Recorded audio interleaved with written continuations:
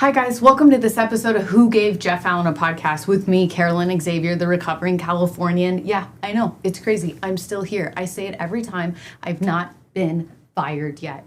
And the biggest perk about this job, this episode, we did with Gary Mule Deerto. And this episode was so great. He name drops so many people, I feel like I just walked down the Hollywood stars. It's insane. And he talks about recovery, his wife, his faith. It's a beautiful episode. Please stay tuned. Like, subscribe, all the things. Love your faces. All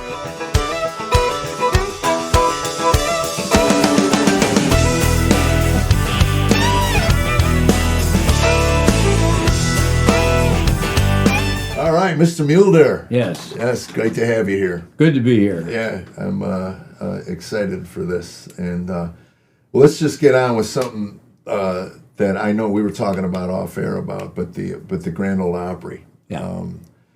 You go back,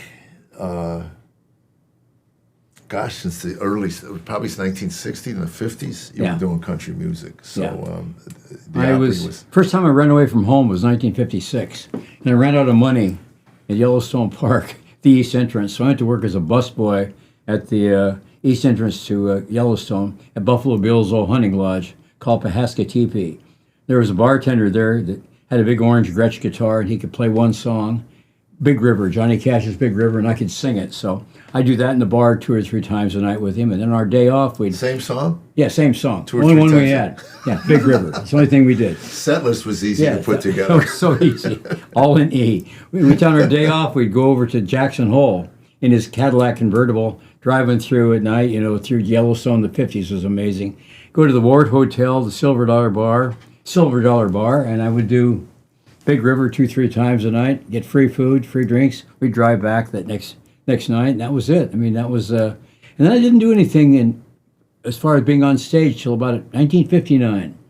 And then I noticed that I better do something with my life. I tried every job in the world. I was a 7-year freshman. I was going to say, yeah, you were in college for a while. 7-year freshman. I had 33 incompletes and an A in archery. Which explains the guitar, the arrow off the guitar. Yeah. Yes. So I had to do something else. So I learned, I learned like 4 or 5 guitar chords from a guy in Rapid City, South Dakota, and I went to work at the Buffalo Bar. That was in 1960, I think, and my first night in show business. And you want to hear about this? That's a rough. Yeah, I do. But I up in Jackson Hole and all those places are rough. Yeah. Rough crowds. It was at the time, yeah. Yeah, I remember. You remember the comic Emo? Yes, Phillips, I do. Emo Phillips. Yes. Well, somebody hired him to do a logging lodge. And anyway, they called like 2 days later and said, "Who did you send us? He's up in the woods now. He won't come down." That sounds perfect. Yeah. Yeah. So rough crowds. Well, I went to work in the Buffalo Bar in Deadwood, South Dakota, and my job was work from 9 to 1 o'clock, 45 minutes on, 15 off. And in my 15 minutes off, I'd play the pinball machines. I was getting $15 for the weekend. And my first night, my first song, I went to Folsom Prison Blues on my guitar, and I miss a chord. And all 8 people in the audience who had been ignoring me up to that point stopped talking and looked up at me. So I just told a joke. And they laughed. It's actually the first joke I ever wrote. And they laughed, and then I went back and I did some more stuff and stop and tell another joke. And that went on the whole night. I lost all my money between shows on the pinball machines. By the end of the night, I had like $2 left out of my 15. That didn't really change till 1986. No, it didn't really change. No, it was the same thing. And a lady sitting at the bar said, "What are you going to do now, Gary?" I said, "Well, I don't know." She said, "Come on with me." Well, from 1876 to 1976, there were brothels over Main Street. There were 6 of them. And she was the madam of the Pine Rooms. There were 6 brothels. She took me up there, and I sat in the corner with my guitar and played and told jokes until I started to get tired about 4 a.m. She gave me a little black pill about this big. I'd never seen Dexedrine or anything like that before. And I was still playing my guitar at noon the next day. And I'm still going. She said, "You can stop now, Gary." So this is what started my addiction. So the next night, I still had to play. So I haven't gone to bed yet. I got about 5 in the afternoon. I'm getting tired. I got to work again at 9 o'clock. So the thing is, I went up to her that before I went to the Buffalo Bar and asked for another one of those little black pills. And I'll come back and play for you later after I do my job at the bar. And that's kind of what got me started on stuff that I never wanted to go to bed. Right. That was my deal. So my first night in show business, I always tell people I get into music, comedy, gambling, drugs, and brothels. all 5 food groups, all in the same. That sounds like some green rooms all I've been in. First night. Yeah. Wow. Okay, so how long were you in active addiction? 24, 25 years. It went into, I never was much of a pot smoker, but I never wanted to get high. I just wanted to stay up. I never wanted to go to bed. That was mine. That was the deal with me. I just didn't want, afraid I was going to miss something, I guess. So did you miss the whole Quaalude thing, or was I did really care. There were plates of them Oh floating yeah, around in the George dressing Miller rooms. had them all anyway. Yeah. George had the concession on Quaaludes. No, I really wasn't a downer guy, and I'm lucky to be here. I went to bed Monday, Wednesday, and Friday for a lot of years, and people thought that's a joke, and it's really not. And I worked with guys too that were like that. I mean, people don't realize in the 50s and 60s in Nashville, all the songs were written on pills. I mean, everybody was doing pills down here. Yeah. That's what it was. That's what the songwriters were doing, the stars were doing. And Roger Miller, and I working with Roger, was brilliant, one of the most brilliant people I've ever worked with. We never went to bed. And we went to bed, for maybe on Sunday, took a nap. That was about it. Yeah. And, and I thought it was great until I fell over in 1987. They took me into rehab, said, you do this again, you're going to die. And that's when I found everything from getting my health back to Jesus. Yeah. Literally. Yeah. I mean, they always say in AA to let go and let God. Well, I got God first because I needed God to help me let go. Right. I needed that extra help. Well, it's interesting. We worked together at a club in probably 1983 or 4. Yeah. I remember. And we were in the house they put us up in. Yes. 2 different rooms right next door to each other. Right. We said maybe 10 words to each other all week. Exactly. Right. And then it was 3 or 4 years later, I was sitting at a meeting in Princeton, and I looked up, and there you were. And we went out to lunch afterwards. I said, we've spoke more now at this lunch than we did an entire week in Pittsburgh. Yeah. Well, I had to get out of clubs in '94. I mean, I could see it was going to change. I was having trouble getting who I could control, who was going on in front of me, and I knew the money was going to go down. I mean, the clubs were calling and saying, we haven't heard from you. Oh, by the way, we're not paying like we used to. I said, well, I kind of figured that. But I'd taken up, I came out of rehab and I took up golf. I gained like 40 pounds in rehab. That seems to be the addiction trade-off. It is. It's illegal. That's about it. Yeah. And I took it up because I gained like 30 pounds in rehab. So I started walking the course. Walking the course in the mornings I was out in the San Fernando Valley, a couple of courses, tried to take the weight off. One day, Smokey Robinson comes running over from one of the other fairways and said, Mule Deer, you ever do a celebrity golf tournament? I said, what are you talking about? He said, I'm going to take you to one. And he took me to Roy Clark's tournament in Burbank, and he said, we're going to do 10 minutes the night before, you and I and some other guys, and then we'll play golf the next day. I said, we get paid for it? He says, no, but you get a whole bag full of stuff. I said, okay, that's good.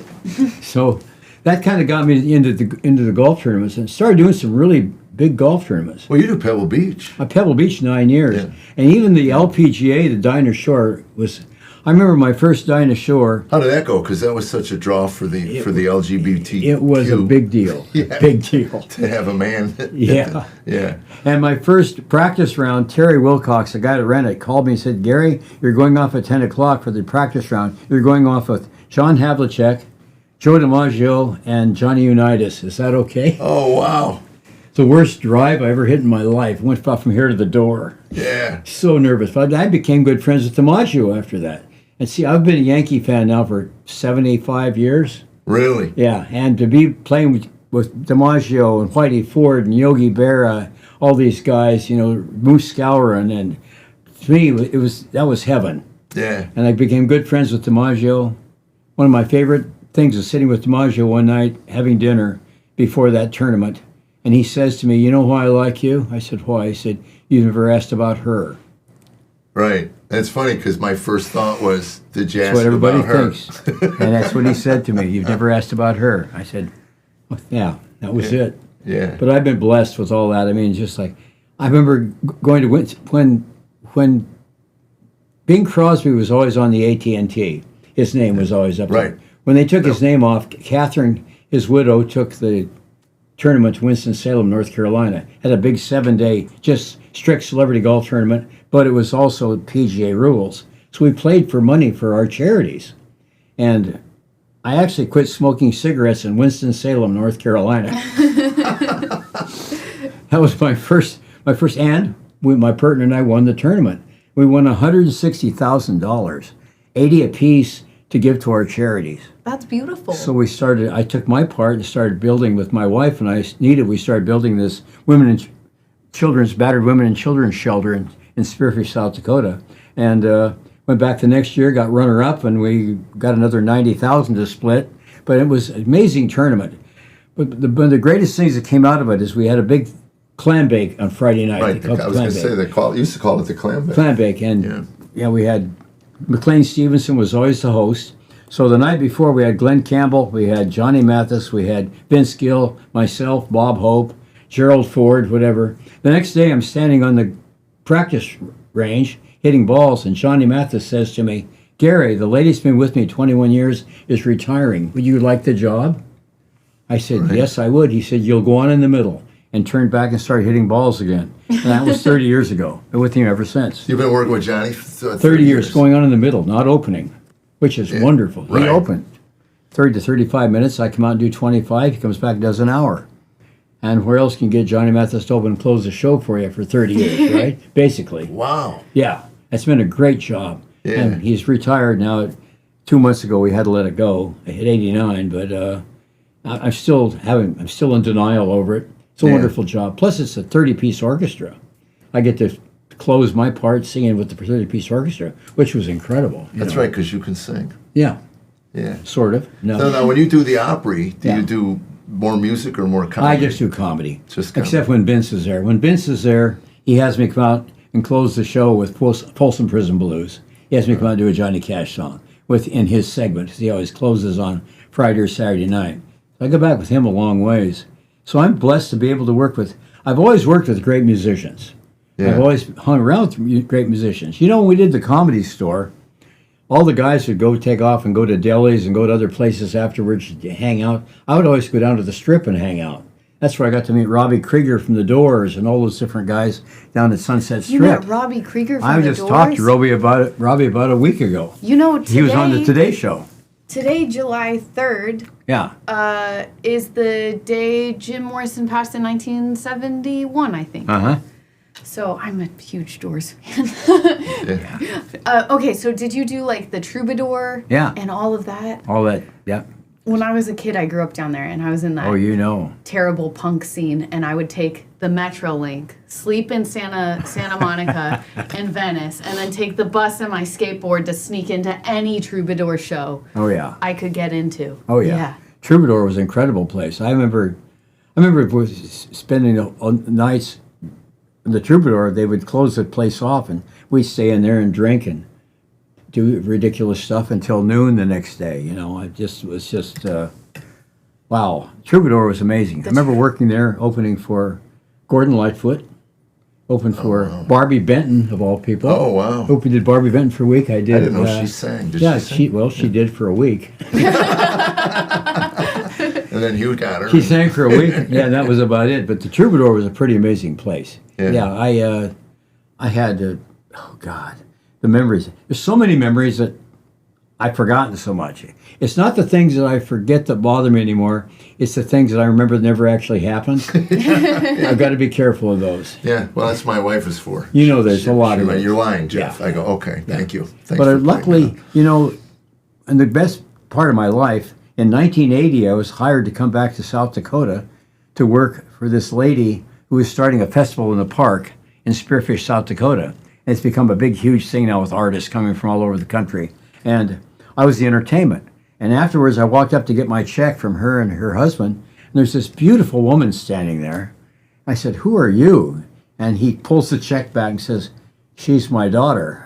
And that's Nita, Your wife. who we've been together ever since. Yeah. Except for the 3 years I'd take off until I got to be, you could trust me again because of my Peruvian marching powder situation, which we had to, you could finally trust me again. But yeah, we've been together all this time. And actually, she just went and started working with my manager during this whole time too. So we were in touch, but I just couldn't be trusted. So you guys were able to repair. We repaired, but it took a while. It took a while for me because I never thought I could be funny again after not, because I'd been high from the first night I worked on something. You know? Well, that was me. Yeah. You know. I know. I was. You did too. Yeah, and did you go through a period of? Because I went through a period of like just rage. That was what was bothering me. Yeah. I didn't know if I'd ever be a civil human being again. Yeah, I kept it quiet. I was a happy drunk. Yeah, you were. I just kept to myself. People would offer me stuff, and I'd say, "No, I really can't." But I always had my own. I didn't want. People really didn't know with me. They had no idea. I didn't. I mean, I was in my own little world. They didn't know that I was doing all these TV shows and all this stuff, and I wasn't really there. Well, you want to talk about the Vegas thing? Because I remember when we were working, I was surprised that you were headlining a comedy club because you were doing so much work in Vegas. Yeah. And you said they don't know about this. No. I loved working the lounges. Well, the lounges, I was getting $7,500 a week, which is a lot of money then. Yeah. And alternating with topless reviews. So I'm running around with naked ladies backstage and, just gambling. I was a Keno freak. I got my guitar, Now, you were playing Keno while you were sleeping as well. I was playing basically, if I went to bed, if I slept, I played Keno all the time. Another four-letter word in my life. Golf, Keno, Coke, whatever. Mule Deer, 3 4-letter words. My wife, Nita, golf, all these 4-letter words in my joke, show, everything is 4-letter words with me. But the good kind, So, I loved working in Reno, Tahoe, and Las Vegas. Yeah. And for the Sahara, working in the lounges. And it was a great job. You actually did 3 shows a night. And they were packed. Those were tough shows. I did I was my first trip to Vegas. I did one of those open air lounges. Yeah. There was 15 people there. Yeah. And somebody hit a jackpot. And like Pavlov's dog, all 15 people got up and walked to the bells and whistles. So I'm on stage and I said, "Do I have to keep talking?" They go, "You want to get paid, you keep talking." So I'm working for nobody. That's right. At least you had packed shows. My favorite of the 3 lounges was the Sahara Tahoe because I could watch the Keno board from the stage. So I had a Keno girl. Did it affect your mood while you were working? Yeah. I would give a Keno girl $100 and say, because that's when you had to be there after every game. Just keep putting my tickets in. If I win, come in. It's so much money. One night I hit $3,000. So I took the whole audience out with me and got my money, came back in and bought everybody a drink, which cost me I think $350, something like that. But I watched the board the whole time I was playing. Yeah. I was doing my show. I saw Jan Murray. Remember Jan Murray? Yes, very well. I saw Jan Murray in one of those lines. He was brilliant. Oh, yeah. Incredible. Yeah. To work those, you have to be quick and constant. And the second you take a lull, which is why, because your style is. Oh, yeah. I really moved it fast. Yeah. Now, you mentioned your first joke you ever wrote. Yeah. You didn't tell us the joke. Tell us the joke. First joke I ever wrote. I heard it. 3 snails molest a tortoise. Officer arrives to make out the report. He says, "All right, I want you to tell me exactly what happened." The tortoise said, "Well, everything happened so fast." It's my first joke. And then I was living with Steve Martin at the time. Then we wrote one together after that, which was we watched a commercial on TV, and out of that came this: 3 little boys find $5. They can't figure out what to do with it. First little boy said, "Let's buy a whole bunch of candy." Second little boy said, "We can't. It's not good for our teeth. It'll ruin our suppers, and our moms will kill us." Second little boy said, "Let's go to the movies." Third little boy says, "We can't, man. Movies $2 a piece. We only found $5. We're $1 short." Third little boy said, "Well, let's just buy Tampax." The little boy said, "What?" He said, "Sure, man. With Tampax, you can go swimming, go horseback riding, play tennis," which was the second joke we ever wrote together. We wrote all kinds of things that we can't do today. I remember one of them was, "Female impersonators are great on dates because they can change tires." Things like that. You can do them on our show. You do on your show, Yes, you can. Yeah. But I got a lot in my long show. I worked the Mint about a month ago in Franklin, Kentucky, just over the border down here, which is a great little room. It was great. And I have a part in it called Politically Incorrect, where I walk off the mic and do stuff I was doing in the 70s, which was kind of fun, Things like, do you think we should put pictures of missing transvestites on cartons of half and half? Things like that, which you can't do anymore. Or take my newspaper out and go, Siamese twins moved to London so the other one can drive for a while. Things like that. We can't do that anymore. But I can do it in my show if I talk about, the old days. Well, that's so funny, too, because I saw Rickles finally. I got to see Rickles live at the Trop. Oh. And you're sitting... at that point, political correctness had just really kind of got a foothold. And to listen to that was refreshing. Yes. It was like someone who just does, I don't care. Yeah. And the audience was lapping it up. They were falling down. Yeah. And it's a shame that we lost our sense of humor as a culture, as a collective culture. Not on this show. No. We love it. And send your emails to Carollynn.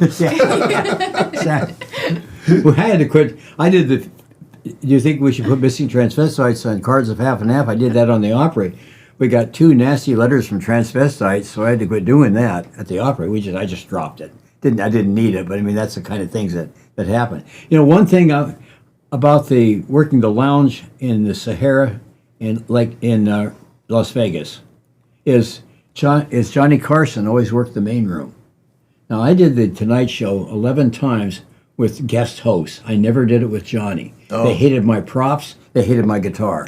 So if somebody canceled, they called Gary Mule Deerto because I could be there in 30 minutes, do a great show. I was always dependable. They didn't have to worry about me sitting down on the couch. Yeah. But when I was working in the Sahara Lounge in Las Vegas, Johnny would come down on the weekends, and there was a special little place he could peek in and watch me, and I could go up and hang out at his dressing room and watch him. Then after the show, we'd go down, we'd sit in the Keno area, and I'd play Keno. It always goes back to Keno. Yeah, and disappear every 30 minutes to go in the bathroom and, do what. Yeah. And Johnny would just chain smoke and play a Keno card once in a while, whereas I was playing like 8 cards at once.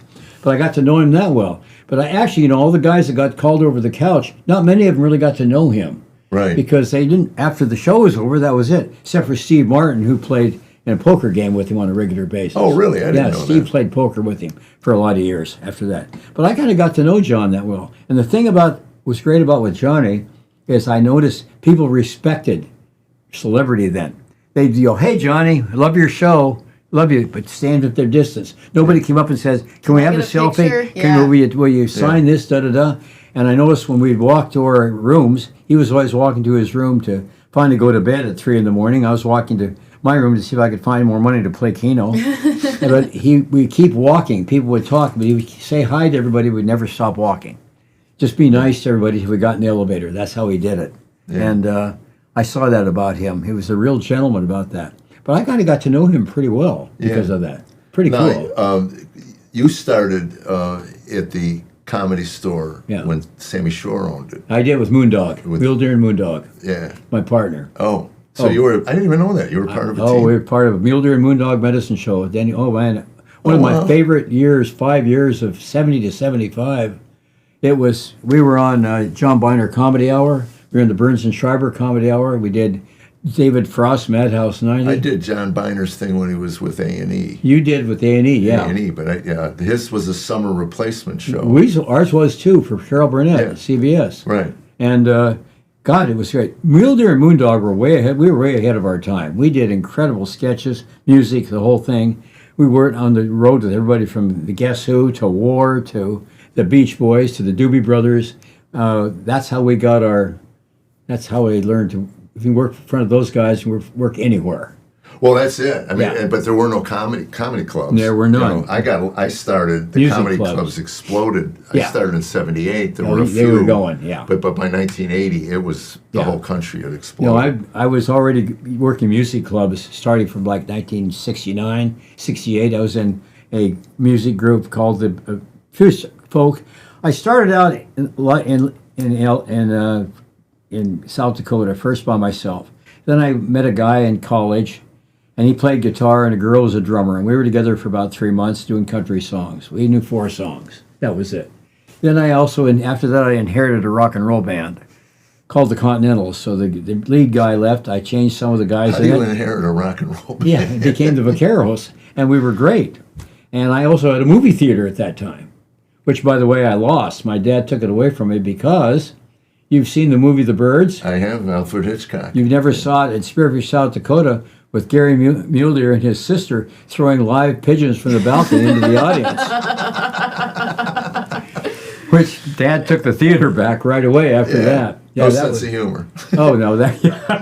Today would be a lot of lawsuits. Now, was it your dad that worked for the oil company? My dad, no, it was my uncle. Uncle that brought everybody to South Dakota. God, you know about that. That's great. He brought them all out of Missouri and brought them to Deadwood. Oh. And they started the Twin City Fruit and Produce Company, and out of that came grocery stores and warehouses. What are the Twin Cities? Twin Cities are Deadwood and Lead. Really? Lead, South Dakota, the largest gold mine in North America for 125 years. I thought it was Minneapolis, St. Paul. Yeah, that's, yeah. That wasn't the original. That's not the original. No, the original is Deadwood, Lead, Twin Cities, yeah. So that's how we all ended up in Deadwood, South Dakota. And then my dad went off to Spearfish and started a little grocery store, an open-air market. Then he built a supermarket. Then he bought a movie theater. Then he bought a ranch when I was 10. And I was living on a horse from the time I was 6, I think, till I was, 15, 16 years old. I just lived on my horse next to a golf course. Yeah. Our ranch bordered a golf course. I never thought about playing golf. Really? Never entered my mind. I just watched guys going like, what? Yeah. What? Never thinking that, yeah. Yeah. What was it like growing up in South Dakota? You know what? It was really pretty cool. I wish I didn't appreciate as much then as I do now when I think about it. It was really innocent. Uh-huh. You could run around all day. Just mom called you home for supper at night. That's all you had to do. You just there was no worries about anything like that. It was innocent. I went to a training school. When I was in kindergarten, I went to called the lab school on a college campus. Black Hills State Teachers College had a school on the campus. So when we went to school in the first grade, we had a homeroom teacher. Then for every class, we had a practice teacher from the college. When it came time to math, a 20-year-old came over and taught math with us. A spelling teacher came over, a science teacher, whatever. That's how I went up all the way through the 6th grade with on that campus with teachers, which was incredible having these young. Well, you fall in love with your 20-year-old math teacher. Yeah, they're not embittered by life. No, they're not. No, and worried about their benefits or whatever. They're actually doing it because they love to do it. They love people and children. Right, exactly. Yes, and they became. It was wonderful to have all those. And then didn't go to high school until moved over to 6th and 7th and 8th grade. Then I went to the high school, but it was a great way to grow up. Where'd you spend your 7 years as a freshman? Black Hills State Teachers College, which is now Black Hills State University. It was $750 a quarter to go to school, and there were about 750 students at the time. Now there's about 4,000. It's pretty good size now. Yeah. What year did you graduate high school? I graduated high school 1957. 57. Okay, so then I got to ask, what was your first car? I'm 1 year older than Bugs Bunny and 4 years younger than Porky Pig, and the same age as Pinocchio. Which is pretty scary. And I remember I was born 2 weeks after Gone with the Wind was released, and I remember the end of World War II, which is pretty scary. When I think about it, going back 1945. Yeah. Yeah. Wow. My uncles were in the service. Yeah. Coast Guard and Marines and Army. Yeah. So I remember all that. Wow. Going back. So Carollynn asked, what was your first car then? What was your first car? A 1947 Willys Jeep.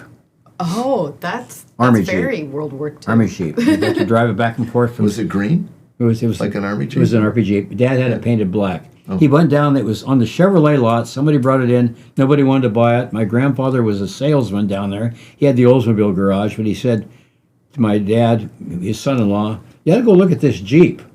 Something to take out to your ranch. And Dad went down and looked at it. He bargained with him, got it for $150. Yeah. And I drove that Jeep back and forth to school and back. And then my sister took it over when she got older. How many And miles per gallon, man? Oh God, you never 6? never put gas in it. I know. Never. I never thought about it. And it was only 14 cents a gallon anyway. Okay, 14. I remember 28. I remember 14, I remember but I also 28 remember cents. selling my penny collection to get 2 gallons of gas, That's it. which is. Remember that? You could get your friends together, pony up some money. You get like $1.25. I was and playing you could pinball go get machines. gas. I was playing pinball machines. This was before Keno. I was addicted to pinball machines. And I could lose $10, $15 a night playing pinball machines. The most you could win is $30, which never happened. Very seldom. I never knew there was a time where you could get money out of arcade You games. could. You got Did so many games. You tell the person behind the bell. They come Did you back. ever have a winning streak? It Yeah, just seems you like good. Yeah, you think you're on a winning streak. You think, oh, this is it. yeah. My first time in the group called the Back Porch Majority. This was a folk music group I was in. We were at Lake Tahoe, Sahara So Tahoe. did you start with folk or country? Started out with country, then went to rock and roll, then back into folk with a partner. And we went to Denver, the Black Hills too. Yeah. We split up. He came back home. I stayed there. Went out to L.A., was in a folk group, then a rock and roll group after that. But the folk group, we were working with Jerry Lee Lewis Really? and Little Richard. Jerry Lee in Lake Tahoe, Little Richard in Reno. And alternating Some shows. people say Little Richard's the true king of rock and God. roll. And Jerry Lee, after the first show, we opened, he went on, I went out, and I saw this thing say, Keno, cards, 40 cents. I thought, well, I'll take buy a 40-cent Keno card. How you can play up to 12 numbers? Well, I guess I'll play 12 because the more numbers you play, probably the better chance you have. Unfortunately, I hit 9 out of 12 numbers, my first Keno game, Right, which paid me about $1,100. I was making $300 right. in that Isn't day it the for way me. it works? My first time to the racetrack, Ah, there you go. I won. You won. Had I not won, Yeah, it would have saved me thousands of dollars. yeah. Yeah. Dog races, same thing for me. Yeah. I remember the dog, Golden Empress, $300 I got for a $2 ticket. Same thing. Yeah. Yeah. Well, another era of gambling. The Right. dog races. Yeah, I did that briefly in Florida. Yeah. Oh, we'd have been great for each other. I can just We see should have that. toured together. We should have toured together. Yeah, my first trip to Vegas, I lost my entire paycheck. I started on Monday, and Yeah. I lost the entire check by Wednesday. Of course, yeah. And I was very fortunate. I believe God was protecting me at that point because I had an epiphany the next morning that the elation I felt from winning was nowhere near the deeps of depression that I felt when I lost. Aha. So it wasn't worth it to me because winning didn't really do anything for me, Yeah. and losing crushed me. Yeah. Because I took it personally. If man. I lost, I was a loser. Ah. And I paced my room and cuss and scream Oh, and holler. man. And I go down and be funny, Yeah. you know. Yeah, yeah. You know? So I got lucky. I didn't have the. I would leave Vegas. I would take a $20 bill. I'd take $21 coins and I'd put them in the Mega Millions. On my way to the airport, and Yeah. that was it for the week. Like I said, for the week. Yeah, I got lucky. I made sure that I had gambling money, which Yeah. was different from the other money. Yeah. You had it in your brain. In fact, I've got an incredible guitar I play on the Opry now that has 64 signatures of country stars on it, and great guitar players and everything. And I was with Roger Miller playing Japanese copies of Gibson J200s made in Mexico at the time because I was gambling so much I never had a nice guitar. They were only $100, and a guy came to me and said, Were they as good as the? "Yeah, what's that?" Their copies, were they as good Copies, as? they were terrible. They were awful. terrible. Okay. Like playing barbed wire on a fence post. They were awful.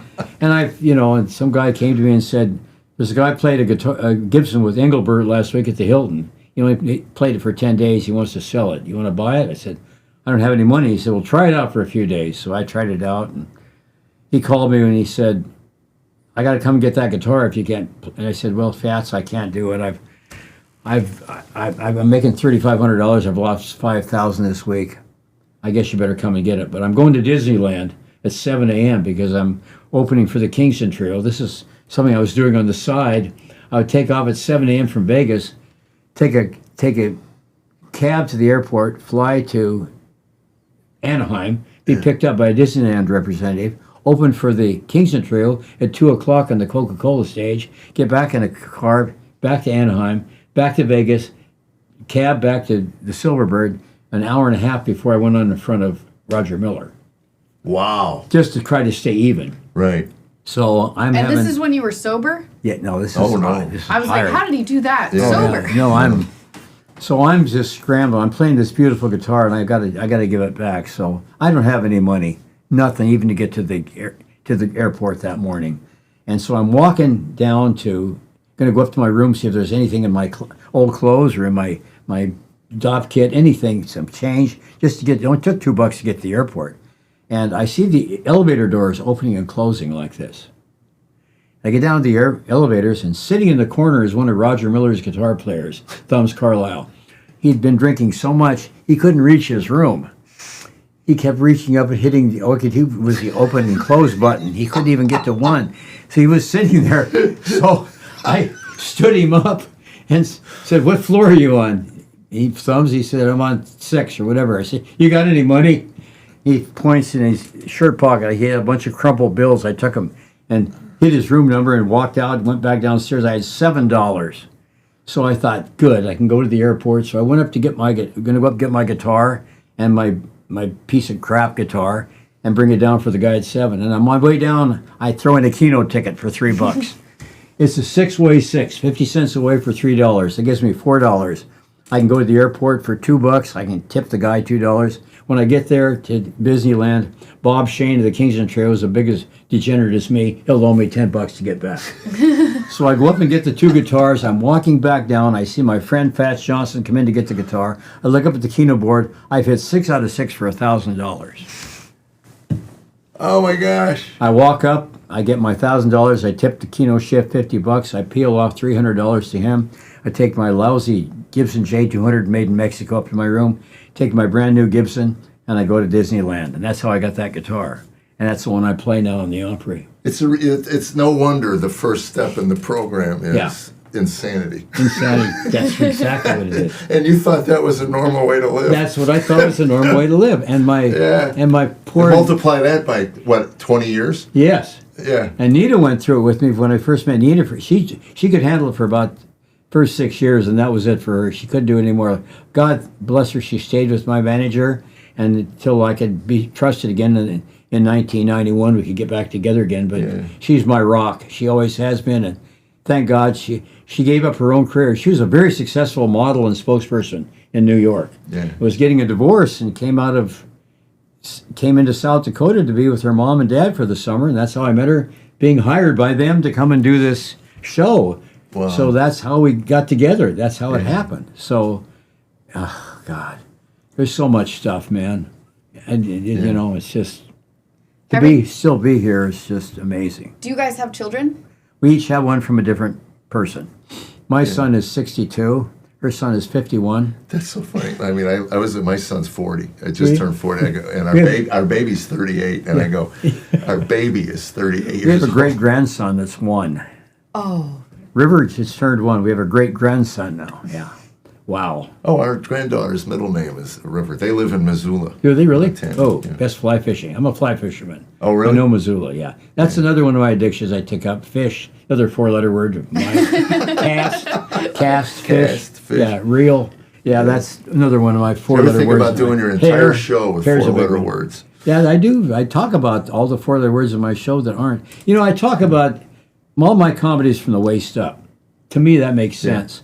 You find somebody take Ellen DeGeneres and Jeff Foxworthy, and then let's take Andrew Dice Clay, and what's the bluest female comedian you know today? Who would that be?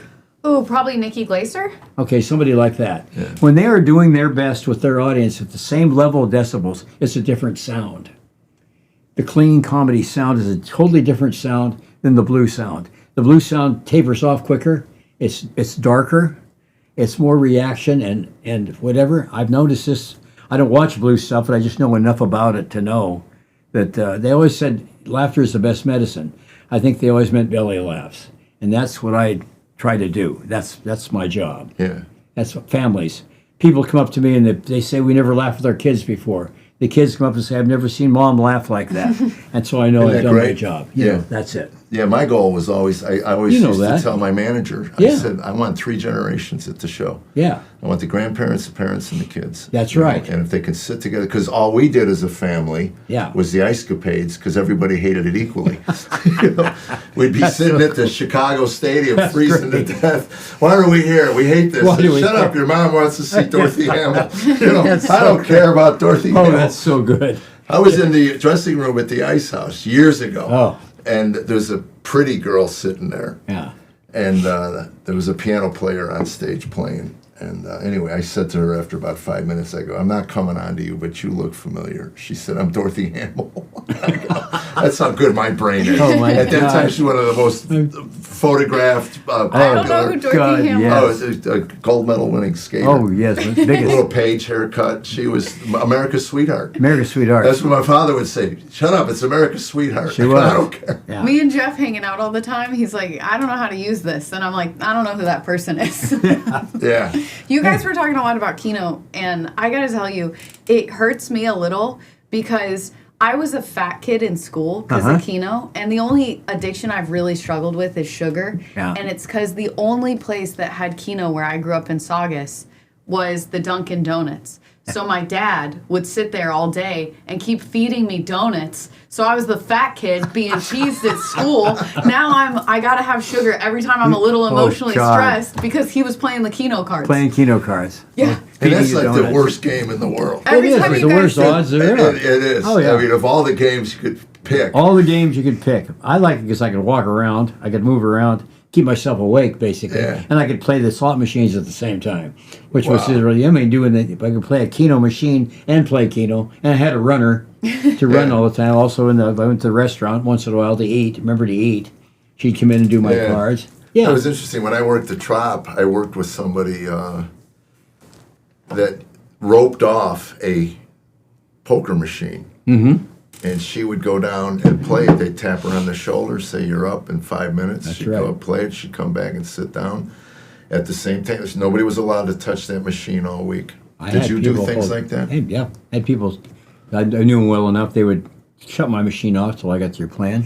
Come back and play my Keno machine or my slot that I was in several hundred, whatever. Yeah, wouldn't there be anything more annoying than to walk away and have somebody walk over, sit I've down? had it happen. I've been playing it for a day and a half.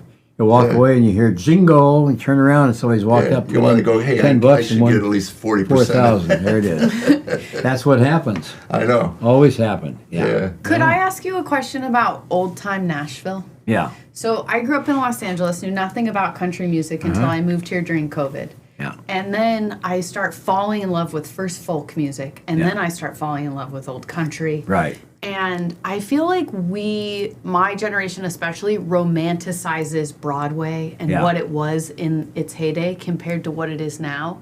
Was it as glorious as we feel like it was in romanticizing it? It feels like it to me now. It feels like it to me. I look back on it and I just started working down here.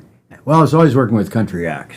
Always, once my partner and I split up in '75, I started going out with people like Merle Haggard Oh, yeah. and California people boy. like that. Yeah, Tammy Wynette, the Everly Brothers. That's who I was working with, and started working with country people. Because I always gravitated toward musicians.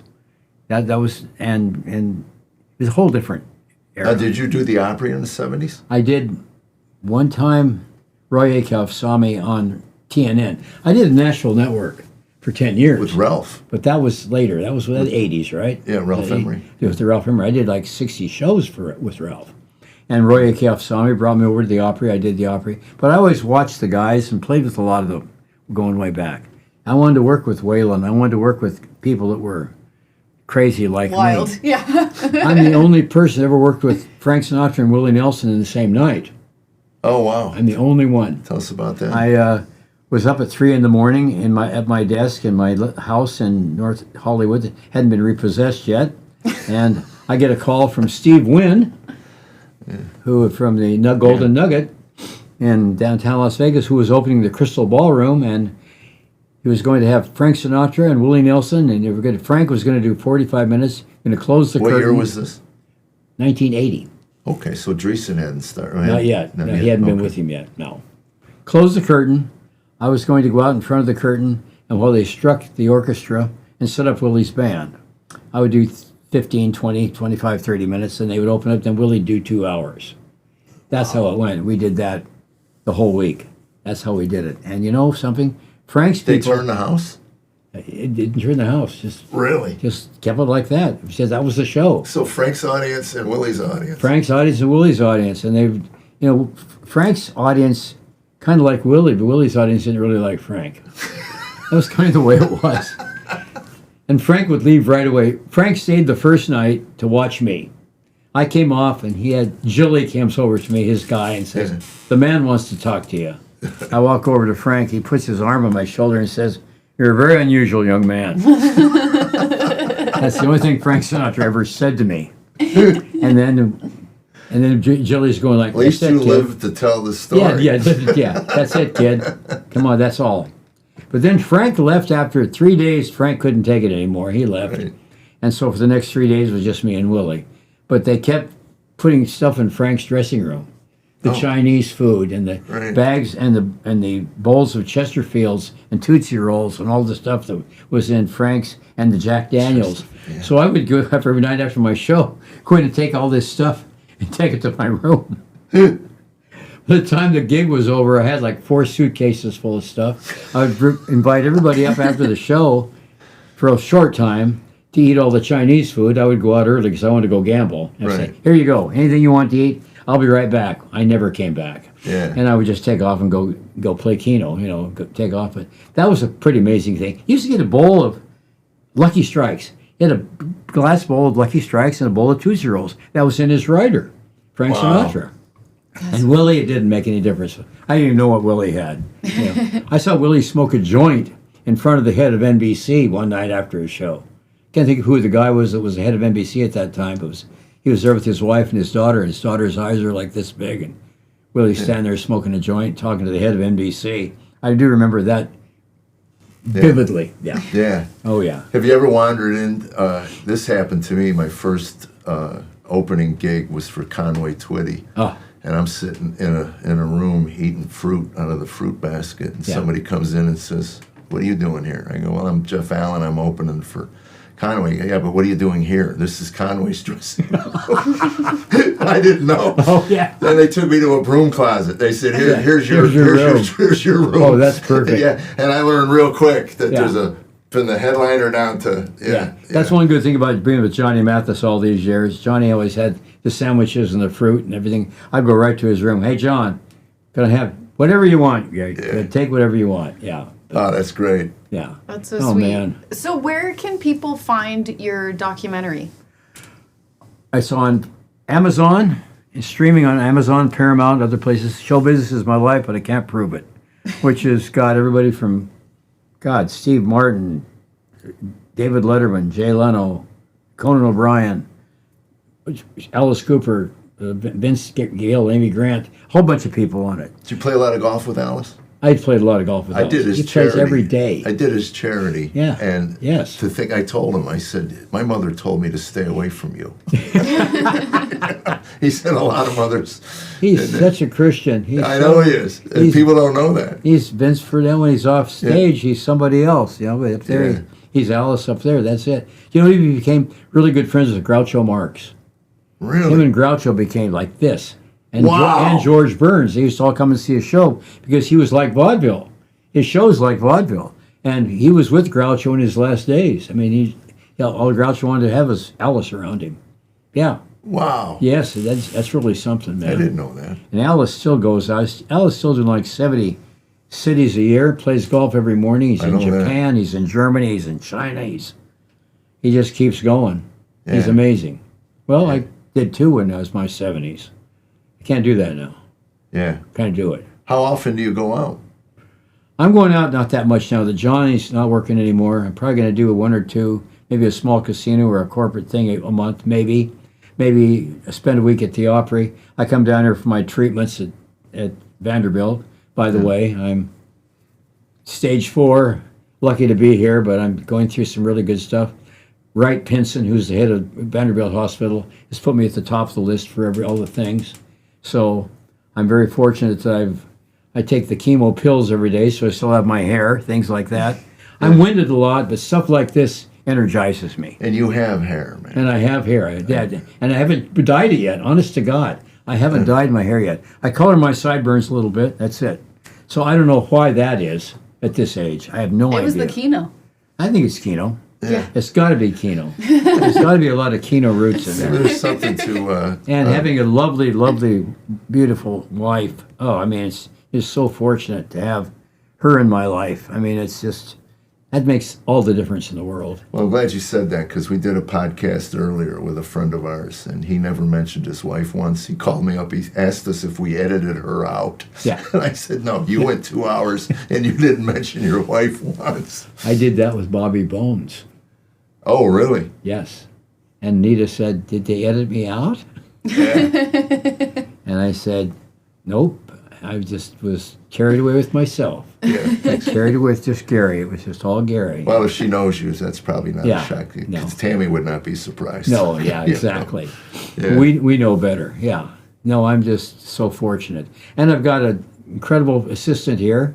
I've got angels here that take care of me. They give me a house when I'm here, an Airbnb.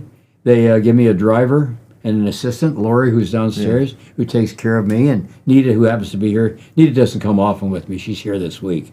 But to take care of me, to drive me, take care of me, shop for me, do everything. So I'm blessed. That's great. I'm just so fortunate. But you live 15 miles from my dream. Yes, I do. My dream weekend. That's just so great. Sturgis. I was on the road My once. God. And I met a guy who lived near you. Uh-huh. We got to talk because he knows you. Yeah. Because he lives near you.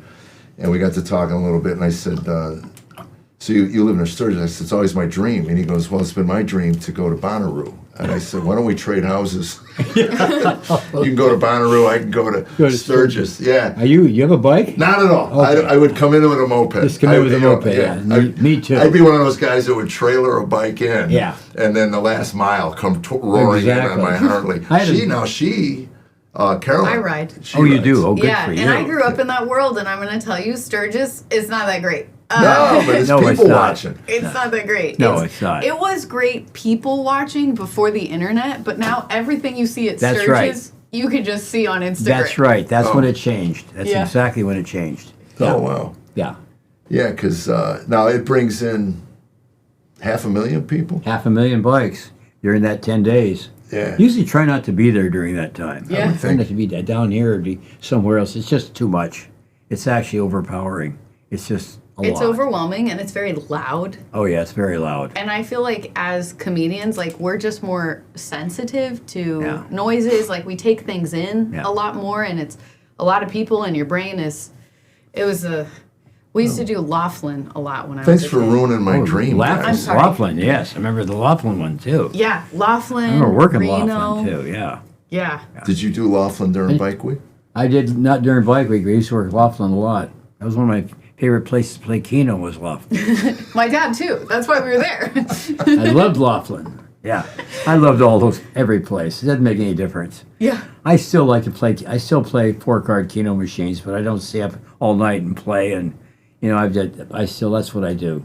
Smoke a cigar once in a while, and that's about it. That's my wild night. Yeah. But I'm just so blessed to still be here. And We were so grateful and to doing have what you here. love and Thank still you. have your mind. That's like my biggest fear. I told Oh. my wife. I said, Me too, I can man. I can handle the body falling apart. Yeah. I just and my father was so paranoid about it. And my father had a memory Yeah. it was his blessing and his curse. Yeah. He never forgot a slight. I mean, he had Right. a long list of people that he disliked because he remembered.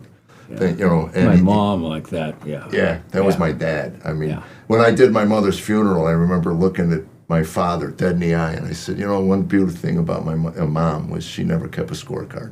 Wow. She was able to forgive like as soon as. My dad. Yeah. Dad never said a bad thing about anybody. I was shocked the way he was. But Mom, Yeah. totally different. Right up till 94 years old when she passed, and I'd ask her names of people's kids I went to school with. Yeah. She knew everything. She never lost any of that. And still a redhead. She always made sure she was a redhead. My mom was that. Yeah. She, fact of the matter is, I was working the Frank Sinatra golf tournament and down in Palm Springs, and I was the headliner for the night. And when she passed, And she said, "Oh, if I ever go when you're gone, you do the show before you come home." Well, she did. I went down and did the show, but they said that the morning of it, she waited till her oldest brother died the night before, and she was the last one of the family. She went, had her nails done, had her hair done, picked out her outfit, had her friend call 911, went to the hospital.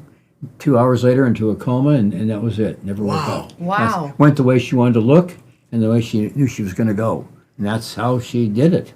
I'm not even that much together today. I'm not either. No, I mean. Oh my gosh. That's what she did. Lola. That was her name, Lola? Lola. That's a beautiful name. Oh yeah, great name. Yeah, my father kind of went that way. He had some kidney issues, and they said you can go on dialysis and probably live for years. He had a strong heart, strong mind. Yeah. And he goes, I'm done. Wow. Went home, and 3 or 4 days later, I missed him by an hour. I was driving. My sister called me in Louisiana. He was in Dallas, and she said, you better get here, Dad's going. And anyway, about an hour out, she called me. She said, don't rush. No rush. Yeah. Yeah, but that's I find that so odd as a grandfather. That I would hate to think that I ever get to a point in my life where the thought of living takes a backseat to dying. I know what you're saying. Yeah, I wasn't there for my mom or my dad passing. Yeah, I was on a ship when my dad went, and I was in there, Palm Springs, when my mom went. I miss both of that. Yeah. How often do you go out now? Are you out? I'm out a lot. I'm busier than I've ever been. I thought you might be. Yeah. I've taken time off. I took 5 weeks off voluntarily, first time in my career. Went out to West Coast and played Poppy, played Spyglass, played Pebble, played Bandon. Yeah. So I told my wife, Half Moon Bay, which I'd never even heard of. Yeah, all the great ones. Yeah, and I said, we don't need to see the West Coast again. No. As far as I'm concerned. Well, you're a lot younger than me. You can still do that. Yes, yeah. I did. I was busier than I've ever been until 80. I hit 80 years old. 80 got my attention. That was 5 years ago. 80 is the first time I noticed age. I'd never thought about it before. 40s, 50s, 60s, 70s, never made any attention at all. Yeah. And then it had my attention. But that's the kind of stuff. See, and I'm reading a book. Deloney told me about that in their 60s, it's hard to be creative, which is why most people start mentoring in their 60s. Yes. But the material that you do and I do, I'm bringing back stuff that I wrote in 1980s. Yeah. That's right. With about my grandchildren, but they were about my children. Exactly. And just kind of reworking some phraseology and stuff. But it's funny as funny. I mean, I used to listen to Cosby albums that were 50 years old. Yeah. I played them for my kids. Yeah. And they would sit in the back seat and laugh just like you talked about, the belly laughs. I grew up with radio. Didn't have TV. Yeah. So Jack Benny was another four-letter word, Jack. Which is so funny because visually he's so funny. Oh, he was with incredible. Those looks and those pauses. I read every book about him. Yeah. He was incredible. And you know what? I was playing with my partner, Moondog, at the Geneva Playboy Club, and we're picking up our props. We had like 100 pounds of props, putting our props away. Guy walks up to the stage and says, somebody back here wants to meet you. I walk back, it's Jack Benny. Oh, wow. He shakes my hand and he says, young man, you have the potential of my timing. That's what he said to me. Wow. And I'm just like, whoa. And he said, I'm going on a show, Herb Cupsonet, the next day. Daytime show in Chicago. Right. And you're going to have a couple of your friends on. His manager said, Tom Dreesen and Tim Reed are going to be on. They're coming. I saw them when I was in high school. Yes. They performed at my high school. Exactly. And I'm going to be on. You and Moondog are going to be on. My hair was so big. You see a picture of me sitting with Jack Benny, all you see is my nose. I hadn't cut my afro for like 7 years. I had the most hair on TV in the 70s. You go back and look at pictures of me. You had more hair than Soul Train. Oh my God, it was, what I did. Soul Train was nothing to my hair. And I got to sit in the Irv show with him and be with him. And he was my influence. Another four-letter word, like I said, Jack, Johnny Cash, another four-letter word. All influences with me, but yeah, Jack Benny was the guy for me. And he was a musician. And he actually was a better... Was he a better... He was actually a pretty good violin player, yeah. I'm watching this Jane Mansfield documentary.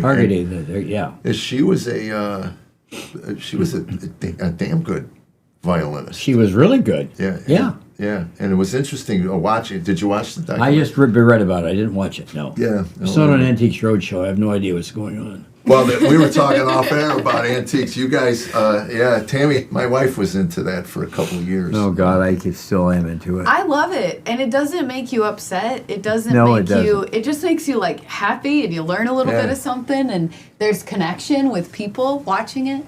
One time I get upset is when I see Pawn Stars once in a while. I think, why didn't you go to Antiques Roadshow with that? Yeah. You wouldn't have had to bargain. I know. Those guys are bruisers. Oh, Did you they're ever brave. use a They know pawn what they're. shop? They know what they're doing. Did you ever use a pawn shop? Pawn some? Yeah. Pawned my guitar with Gordon Lightfoot in Reno. Got it out of pawn 15 minutes before I went on stage.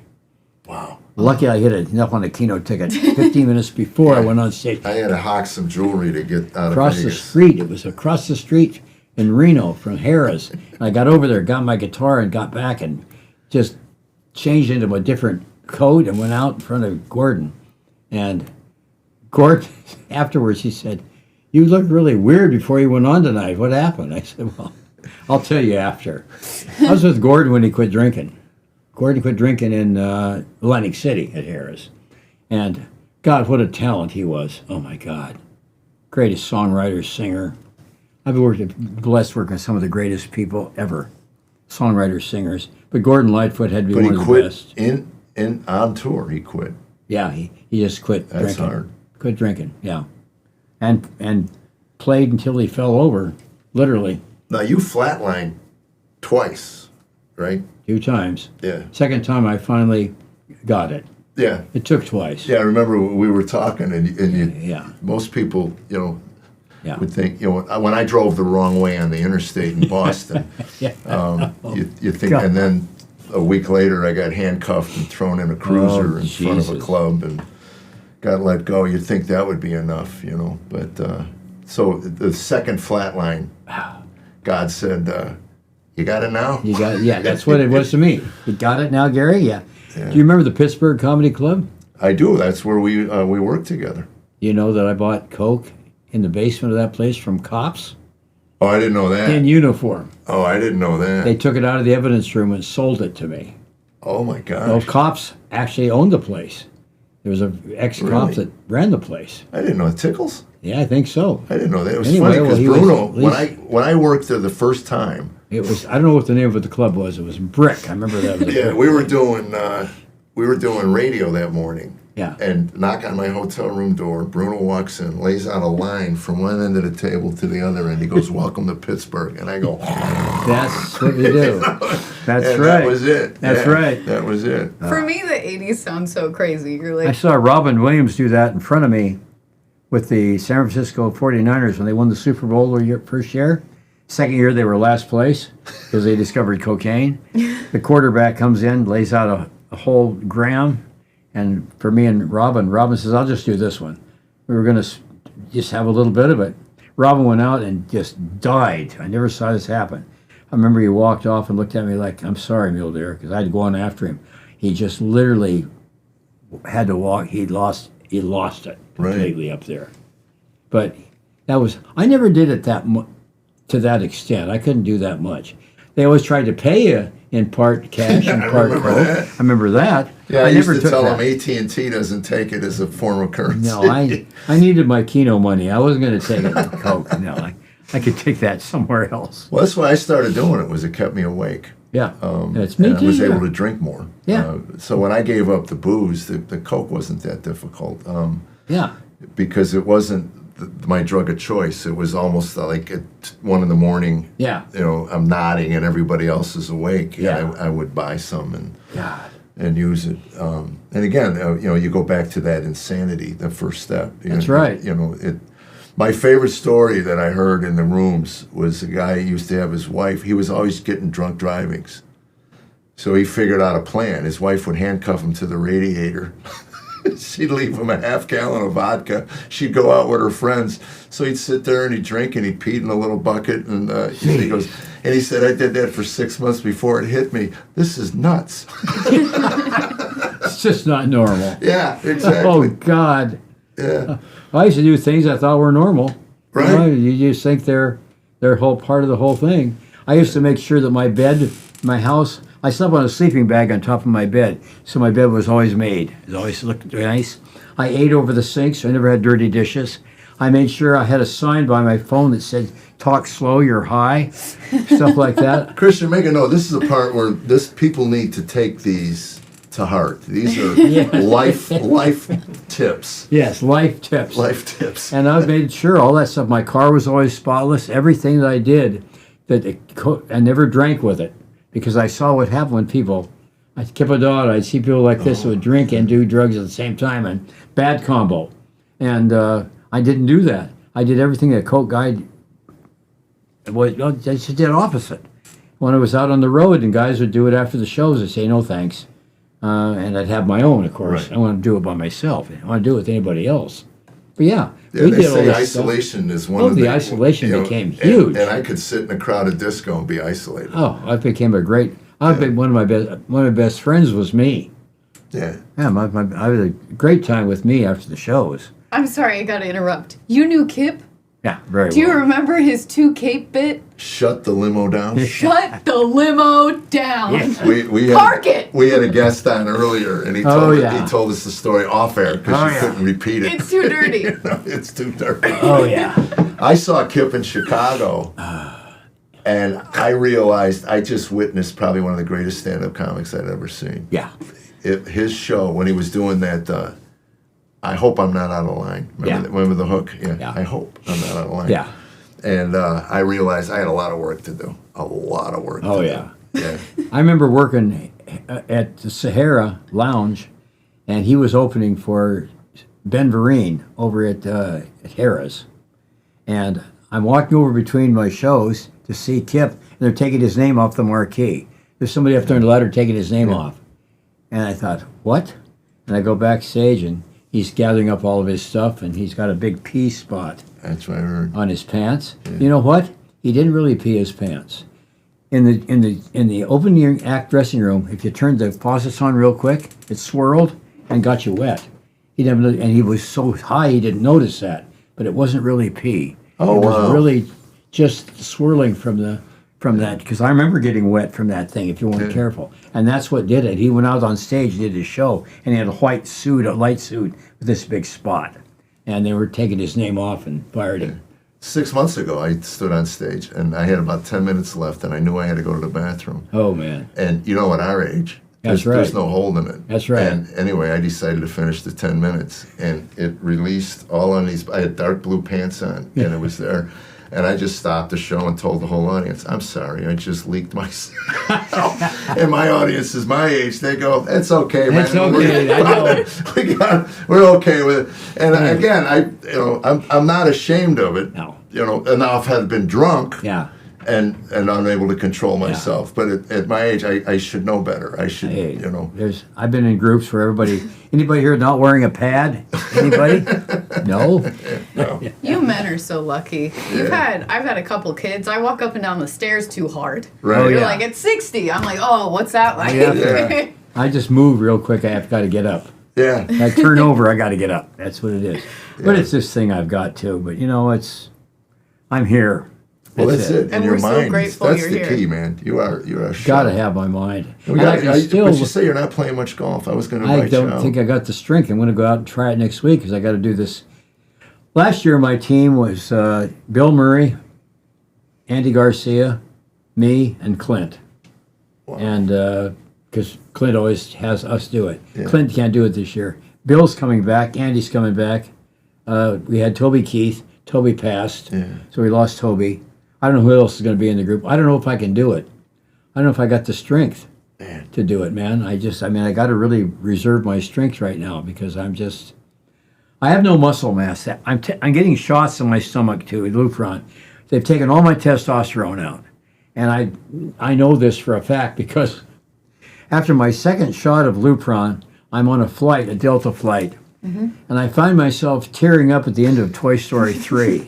Oh, that's what I'm doing it. I'm not getting the shots. And Yeah, I told my wife last week. I said I am crying at the drop. I mean, do I have like a heart issue? And I gotta. Yeah.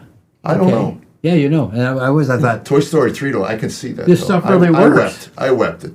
Toy Story. And I told my best friend Randy Hart, who's assistant musical director on the Opry, I said to him, I said, I have no testosterone left. I'm a girl. And he said, you want to have dinner? And I said, I don't have a thing to wear. I don't have a thing to wear. Which is so bad. Yeah. It's just so bad. But no, I mean, literally, I don't have any. And I got this thing around my waist now of medicine. Drives me crazy. I've never had this. But Yeah. I've got to keep it. I got to wear this. It's just inside me. But it keeps my testosterone down to nothing.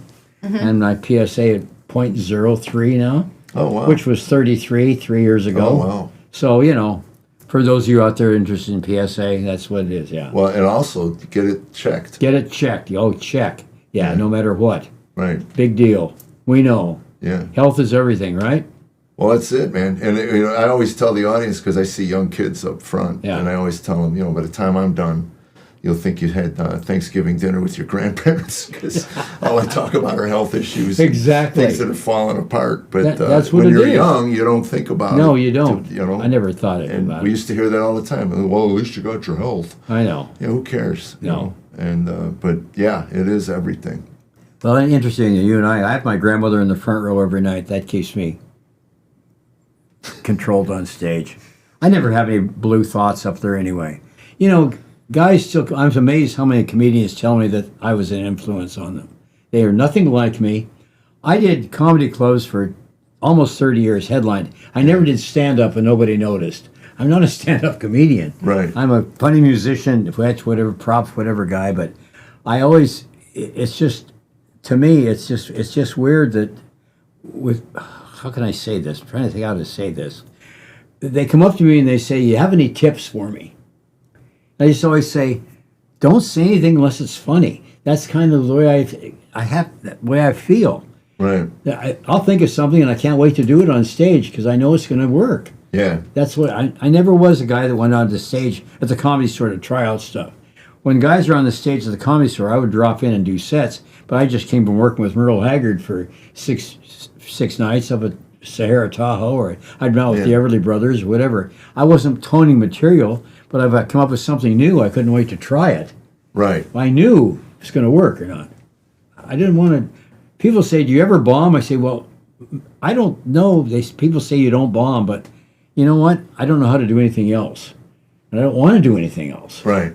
So I just make sure that I don't know. I'm lucky that I can do what I do. Well, I just took my first 5-week vacation, and I didn't realize how important Yo, performing man. was. Wow, man. I told my wife, I said, this is sad to say, but I don't think I could retire. No, You know? we can't. No, we can't. It means too much to me. No, it means too much. You imagine at this age, Yeah. I can't do it.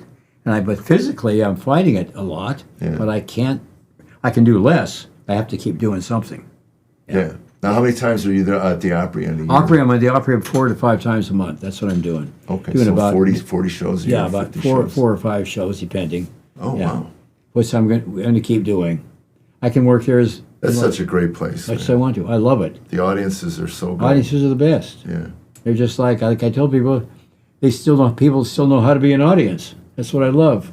Yeah. I love that. They're part. there to be entertained. Exactly. Yeah. Exactly. And Yeah. nothing else. That's right.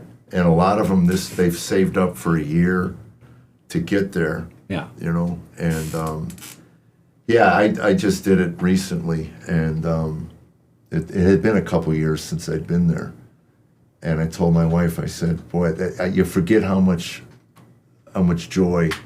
Just you walk in, and the crew, they remember you. They just come up. They That's right. Pump your hand. They go, They "Man, it's remember so you." good to see you again." And Yeah. So glad everything to have about you the back. place is, Yeah. yeah. It's the rewards from this thing. I mean, I remember working with Johnny Mathis at a show, and I'm out selling CDs afterwards.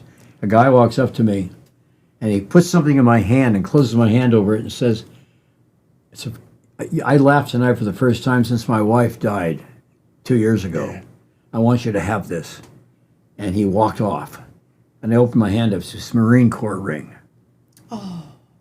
I still have it, and I carry it on my stage with me every night and with me all the time when I'm working, just in case he shows up again.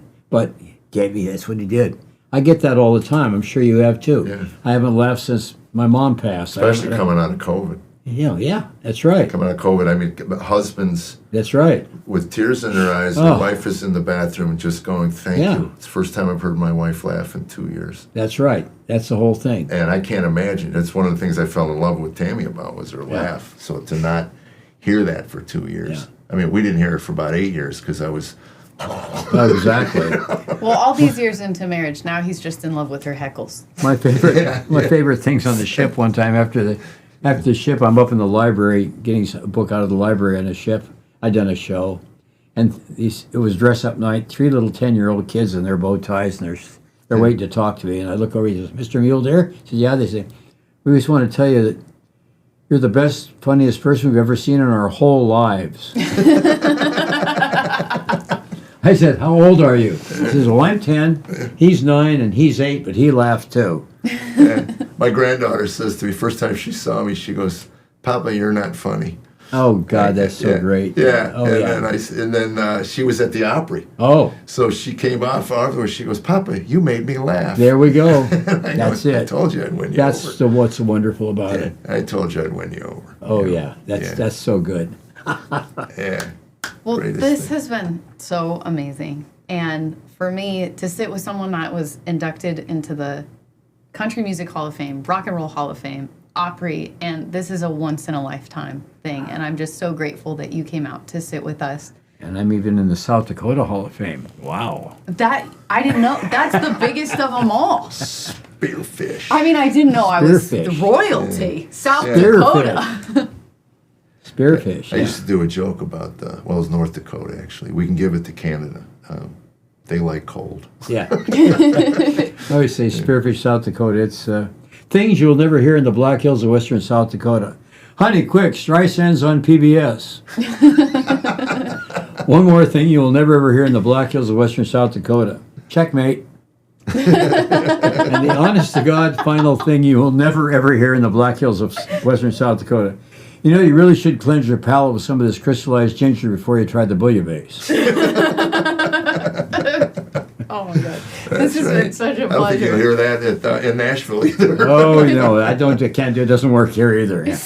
And the absolute honest to God final thing you will never ever hear in the Black Hills of Western South Dakota ever. 4 for Brokeback Mountain.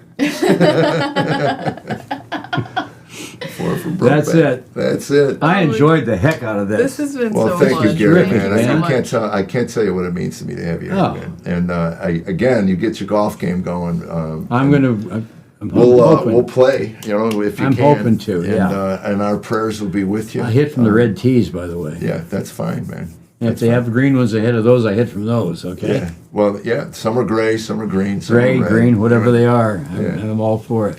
As long as you can hit it, man. That's right. That's the beauty of the game, by the way. It is. Is that it's a game for life, That's right. and it's the only game you could play. I'll never be able to play basketball with Michael Jordan, but I could play golf with Tiger Woods if he would let That's me. right. That's good. I That's could good. share the same space with him. And also what we do for a living, we can do forever. Right. Hopefully. As long as I can. Well, as long as we can do this. Yeah. And this is the whole thing. Yeah. Well, you're one of the best, man. And I'm grateful. Coming from you, that's as good as it gets. Thank you, man. Grateful to have met you. And I love Thank it. you so much. Thank you. God bless you guys. Yeah. Like, subscribe, all the things. Check out Gary's documentary on Amazon Prime. And we love you. God bless you. Talk to you God soon. bless. Yes. Thanks, Christian.